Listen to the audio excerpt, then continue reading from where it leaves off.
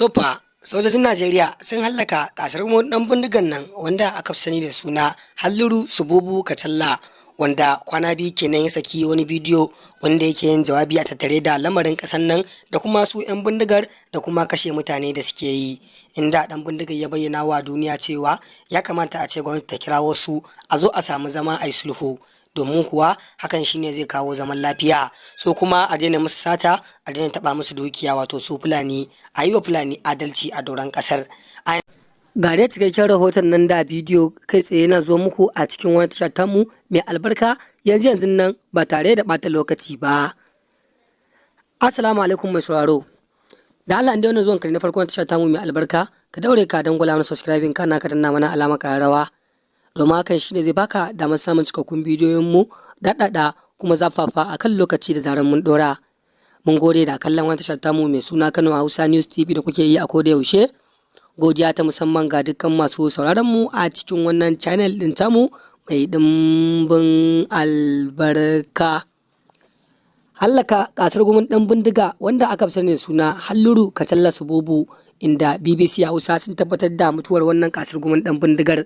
Bari mu saka muku cikakken rahoton kamar yadda BBC suka wallafa akan shafukan nasu na Facebook. Za ku ga yadda suka yi wallafar a tattare da mutuwarsa. Ga dai cikakkiyar wallafar nan da BBC suka yi ku gani.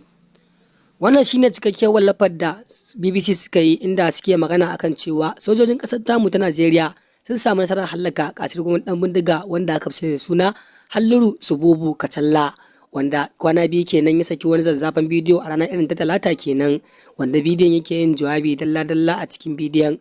Bari mu saka muku shi ma bidiyon domin ku kalla ku ji jawabin da ɗan bindigar yayi wanda aka fi sani da suna Halliru Sububu Kacalla. Ga dai bidiyon nan ku ina gare ku mu tsaya mu bi dan mu yan uwan mu yancin kan gaskiya, don Allah, don Annabi, don hanyar hillanci, don nonon da mun ka sha na hillanci.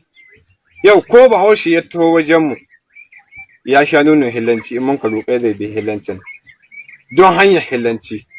Ni ba na ce a bar sata ba har abada, ni ba na ce a bar sata ba har abada. To kowa mu tsaya tsayin daka, mu tsaya tsayin daka.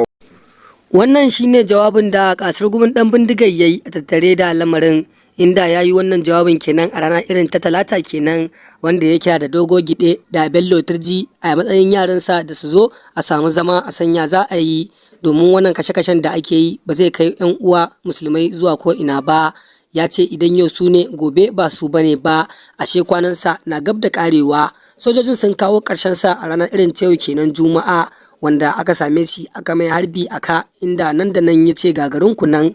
Wannan nasara ce da sojojin Najeriya suka samu ta hallaka wannan kasar gumin ɗan bindiga. Amma mai sauraro, menene ra'ayinka tattare da wannan rahoto da muka maka? Ya kamata a ce ka turo mana sakonka ta hanyar zuwa kasan bidiyon namu kai mana comment, domin kuwa muna yin duba da sakonnin ku da kuka saba aiko mana a koda yaushe da zarar mun dora muku bidiyon mu babu kakkautawa.